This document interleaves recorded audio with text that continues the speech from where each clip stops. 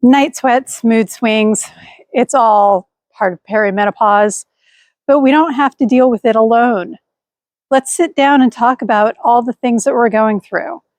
I've got a friend that I've brought in for this episode of Driving Forward, and we get into it, and we've got some great information for you. So sit back, and I'll see you on the other side.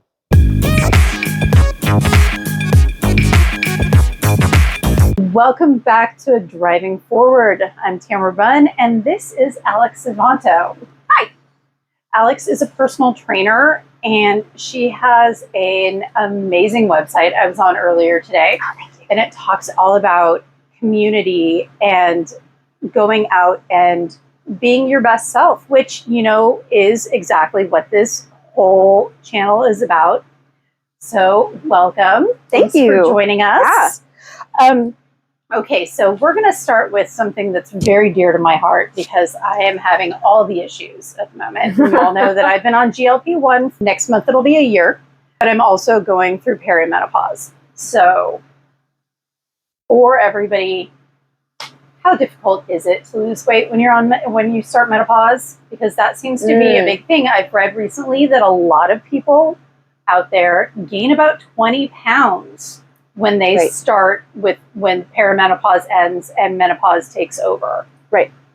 So when we're talking about weight gain in these stages of life, there's more to consider than what we normally start with. So initially people think, oh, my metabolism is slowing down, and so that's why I'm gaining so much weight or retaining weight. Typically what we want to do is zoom out from that a little bit and see what are the factors that are contributing to this? So one, we're looking at lifestyle. Oftentimes, women in their 30s to 40s are taking care of family members, both children and aging parents. They're into more sedentary jobs. They have less time to move their bodies. Entering perimenopause too can increase joint pain and aches, so exercise might not feel as good as it once used to. And we also, because of the changes in hormones, have an increase in appetite, we have an increase in cravings, we're declining in our quality and amount of sleep that we're getting. So there's a lot of factors. Oh, and we're redistributing like where we hold fat in our bodies as, again, like the hormones that distribute fat to specific places are decreasing. So not only can it like physically look like we're gaining weight, it's possible that we could even stay the same weight and just look like we're accumulating more fat in certain areas. But with the combination of increased want for food, increased amount of food we're intaking, decreased amount of movement, and the quality and amount of sleep, all of those contribute to our body composition and how effective we are at maintaining our current and not having it change or having it change in the direction we want it to. Yeah. And that is absolutely amazing to know because my sleep has been completely disrupted because of hot flashes. Yeah. And so Alex and I were talking before this, and I was saying, you know, we don't talk about things like this. I had no idea that what I was experiencing was a hot flash in the middle of the night. I just thought, you know, the husband's in the bed, the dog's on the bed, I've got too many blankets, I'm just sweating. We've all sweat before. You know, I had no idea that this was actually perimenopause and hot flashes and night sweats. And so sleep has been not my best friend here recently. So what do you think would be a good way to start a workout routine that could then, you know, transition into helping me sleep better? Yeah, so I'm going to open this up because I have a few notes on this. But sleep and lack of sleep is almost thought of as like this core challenge to perimenopause and menopause because our sleep is so important to the regulation of our hormones, and that contributes to so many parts of life. That contributes to the brain fog that we experience and the ability for our bodies to recover from physical activity. So when we're talking about improving the quality of sleep, generally, like the physical activity guidelines that are recommended for everybody, and we can go over those in a little bit, but just those basics, if those aren't being hit or they're not being met in your weekly activity, that's a great place to start, just to make sure that you are not overwhelmed by how specific does this exercise have to be, or how long does it have to be.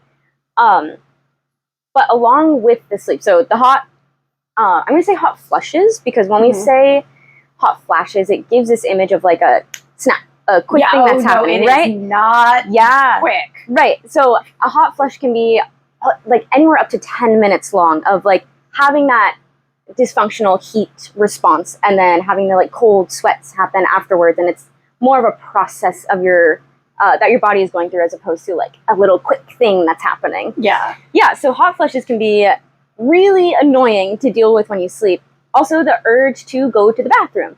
So when you are going through perimenopause and menopause, the decrease in estrogen can decrease your bladder's capacity to hold urine, and it can also, or I guess the decrease in progesterone can also have an influence in the fluid retention in your body.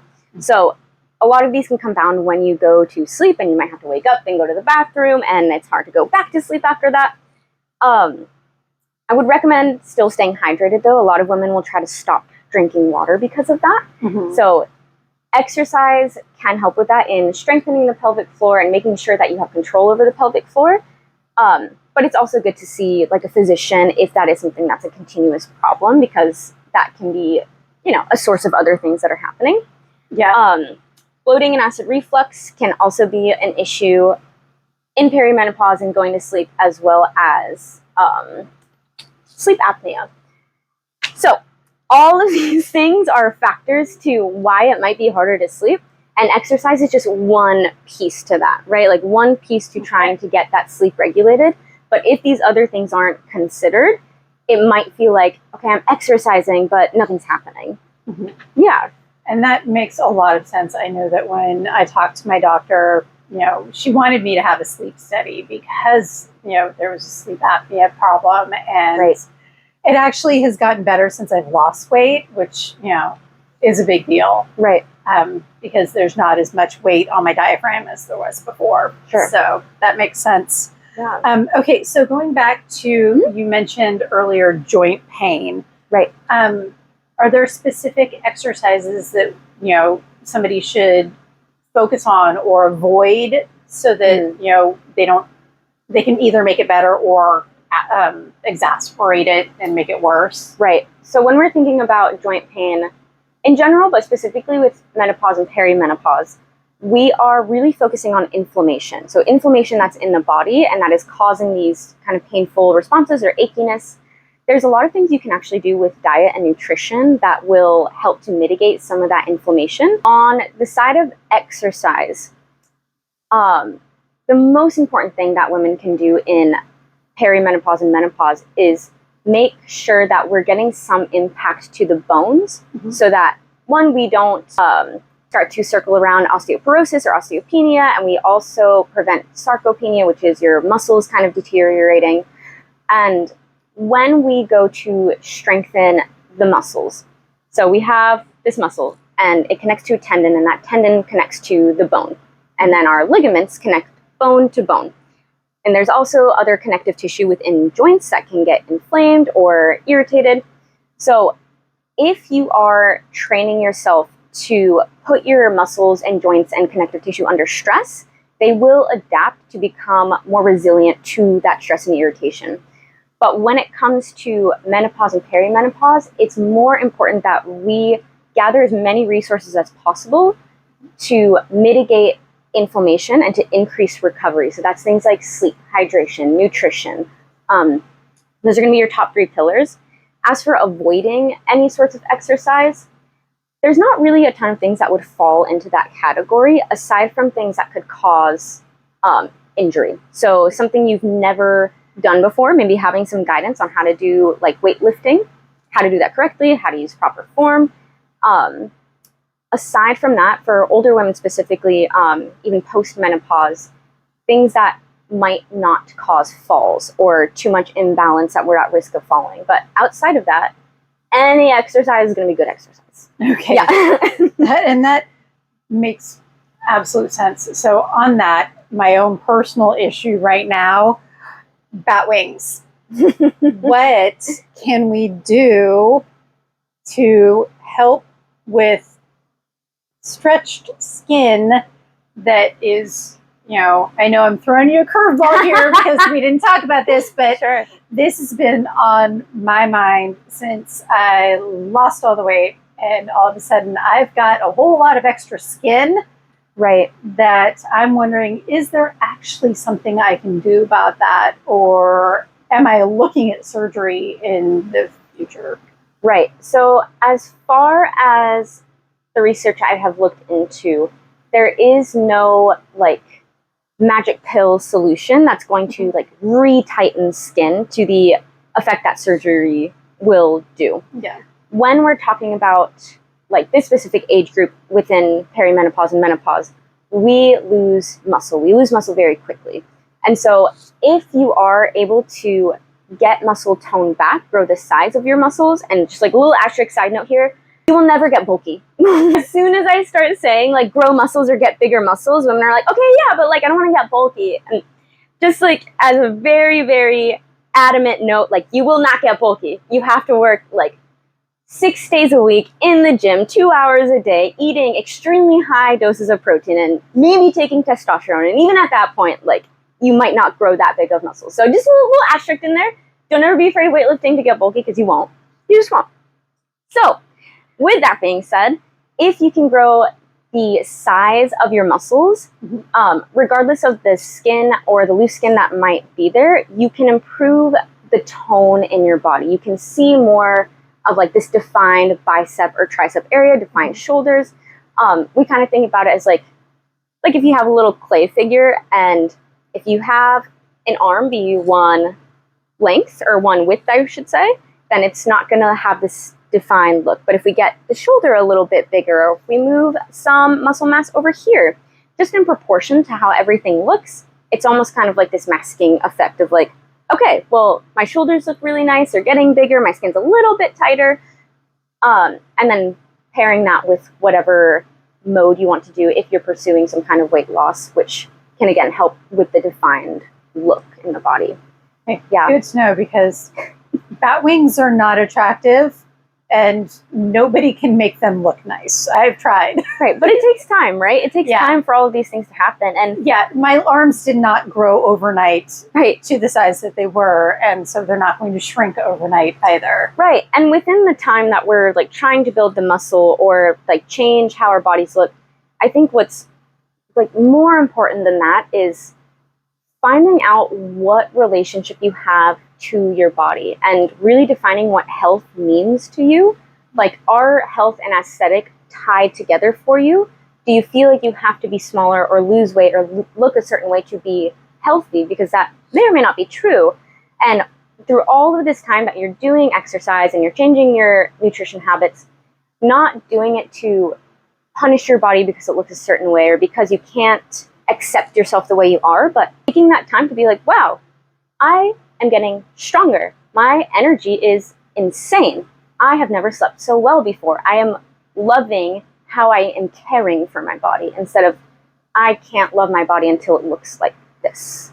And that is such a good way to look at it, because there are so many people out there who have internalized everything you see on social media. For women specifically, too. Yeah, my God. all the quote-unquote perfection that is out there, but it's mostly it's Photoshop, it's fake. Yeah, filters and Photoshop are not our best friends, and they make us feel bad about ourselves when we shouldn't. Yeah. We should embrace the fact that we're beautiful inside and out. Yeah. And I don't think we do that enough. We don't honor ourselves enough. Right, because I think we miss this step in between of, so our bodies change pretty drastically around perimenopause and menopause. And whenever we have a change to our physical body, we're having a change to our identity, because our body is who we are. It's how we experience the world and life. And when you have this dramatic change, you go through a grieving process. You go through the 5 stages of grief: denial, anger, bargaining, depression, acceptance. And oftentimes we will push all of those feelings away, and we will either feel all of the bad feelings that we get for not enjoying how our body looks, or being upset by how it's changing and how much is out of our control.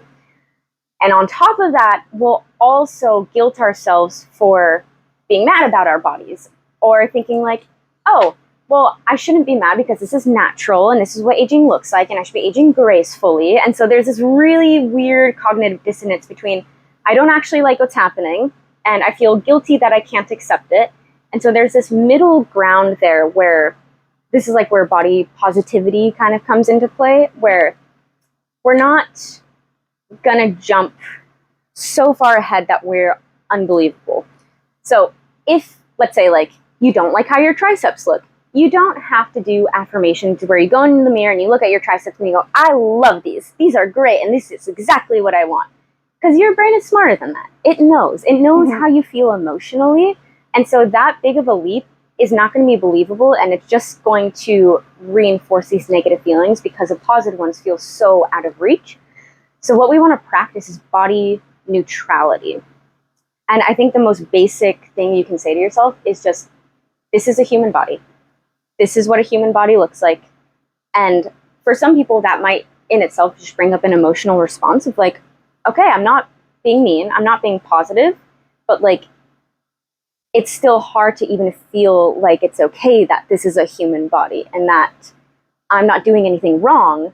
This is just a human body. Or looking at your triceps and going, this is what they look like. I am strength training. I am eating correctly. And this is what my triceps look like today. And then that helps us move on a little bit easier from the fixation of our bodies onto the habits that we actually want to pursue. Okay, fantastic. Pardon the interruption. I hope you guys are enjoying the content and you've made it this far. I'm hoping you're still interested. So if you are, please consider subscribing. It would mean a lot to me and the channel, and we'll get back to the video now. Thanks. Bye. Speaking of weight training, I know that you have dedicated yourself to helping women on weight. It's my favorite thing. So how do you know if it's safe for somebody to, when they're going through menopause, you know, we've talked about bone density and, you know, muscle loss. Right. How, is there a test that you do? Is there some kind of gauge that you start with when you meet somebody for the first time to find out where they are in their journey and how it'll affect them going forward? So when you are going to start exercise, the most common thing I hear is, I don't want to do this and then get injured. I don't want to start strength training or lifting weights and use the wrong form or lift something too heavy and then injure myself and not be able to do anything after that. And I think that's a really valid concern that a lot of people have, because lifting weights can be really intimidating. It's unfamiliar. There's a lot of different movements. And even if you look up 1,000 YouTube videos, I always say, you can watch those videos, but those videos will never watch you back. And so you never really get the feedback of like, am I doing it right? I still don't know. That is such a good point. Right. You know, if you don't have somebody there to correct your poor form, how are you going to know? Yeah, because I can have two people side by side, both doing a squat, and tell them the exact opposite thing to do because they just have opposite corrections that they need. And if one person was to listen to that one, they would mess up their squat even more because that's not the correction they needed. It's so individualized. But when I am starting with somebody new and we're going to go into some strength training, there are 7 foundational movements of the human body. And most of us are going to do these on a day-to-day basis because they are functional. For your lower body, we have squatting, hinging at the hips, and lunging. For your upper body, we have pushing and pulling movements. Those can be broken down a little bit further. But for the rest of your body, we have rotation and we have locomotion, which is like walking, gait pattern, things like that. So when I am working with someone for the first time, I take them through these different functional movements to see how coordinated they are at them, what their amount of knowledge is, how consistent they are with their form, how much they can do in terms of weight. We always start with body weight, and depending on how that looks, we'll start to challenge by adding weights to it, just to kind of see generally where they're at in their strength and their coordination with all of these movements.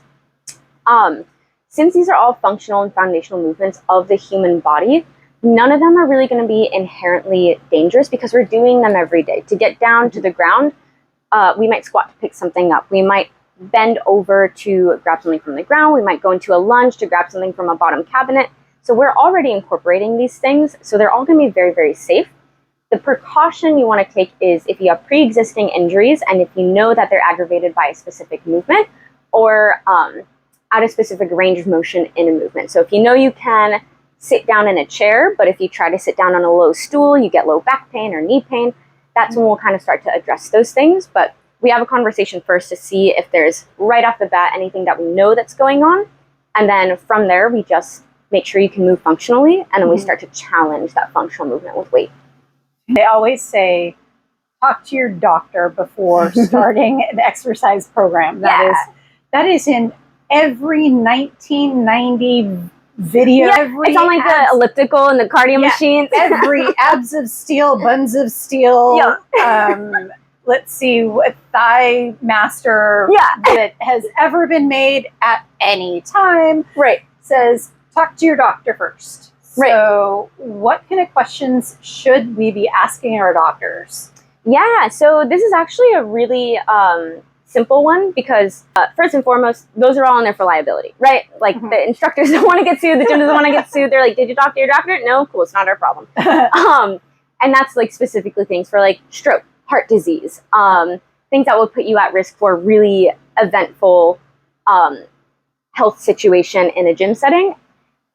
But there is something, and all personal trainers or like fitness professionals should be issuing something to this extent, or a gym if you are doing like a group class.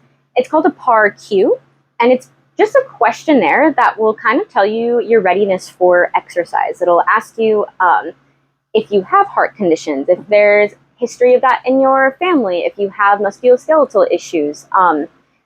It will ask you if you've consulted with your doctor, but only if you have concerns surrounding exercises that you might want to consult your doctor about. So that's something that you can easily Google or find. It's a standardized questionnaire that you can fill out and you can look over yourself. And if you answer, I believe if you answer yes to any of the questions, it means go see your doctor first.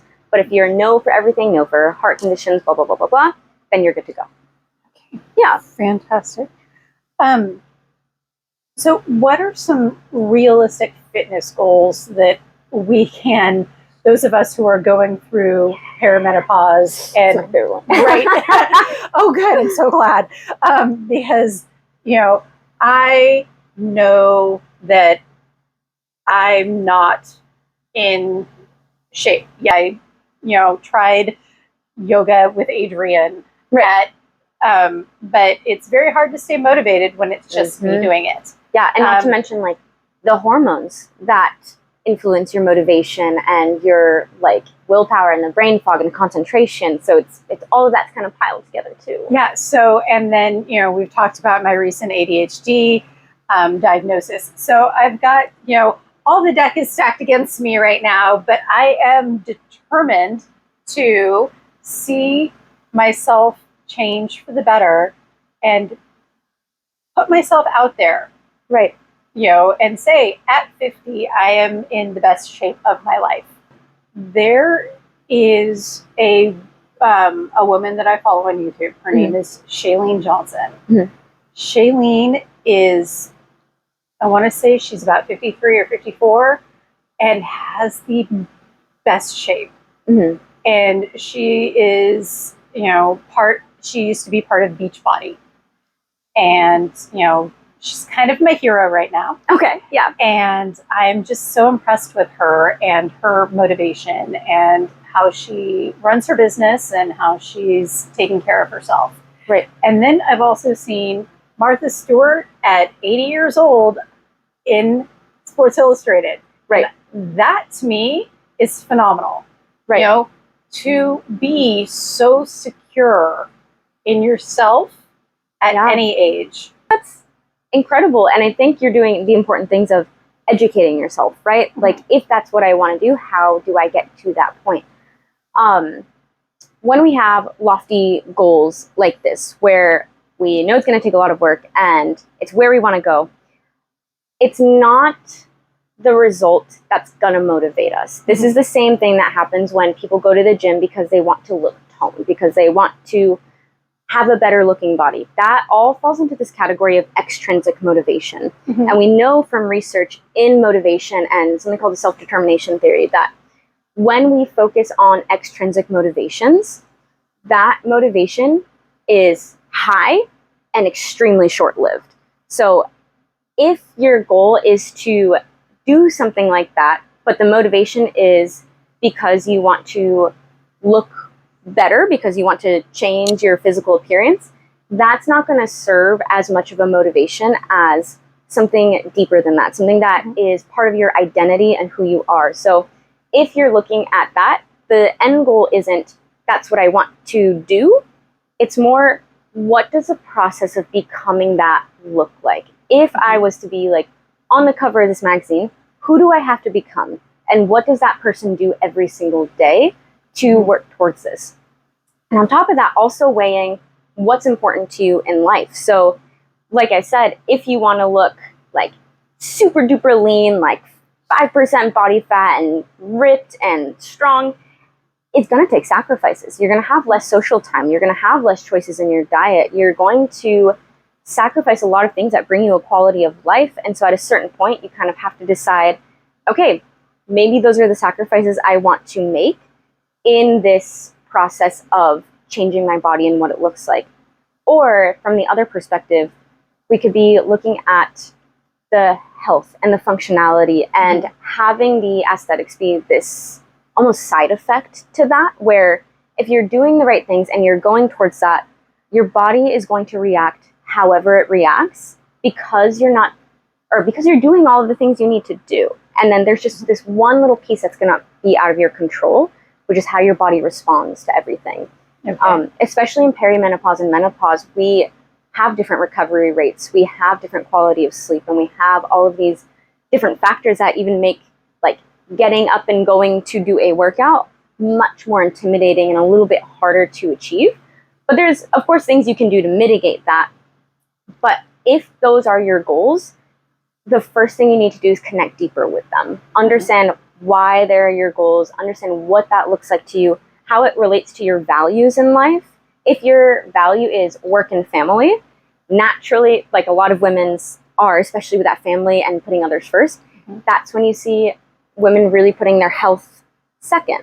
So when your health comes first, not two things cannot have first place. So something else has to give, something else has to change.